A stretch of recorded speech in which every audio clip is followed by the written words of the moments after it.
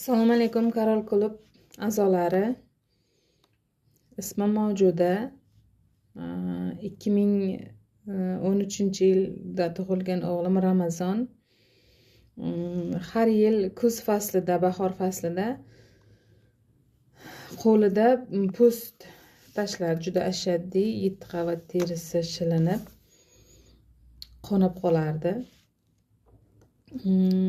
Uni olib bormagan joyim qolmadi. Toshkentga olib bordim, vitamin yetishmovchiligi dedi. Termiz, ular licheniyasini ham qildim, termiz licheniyasini ham qildim. Birinchi o'zimizdan angorga boshladim.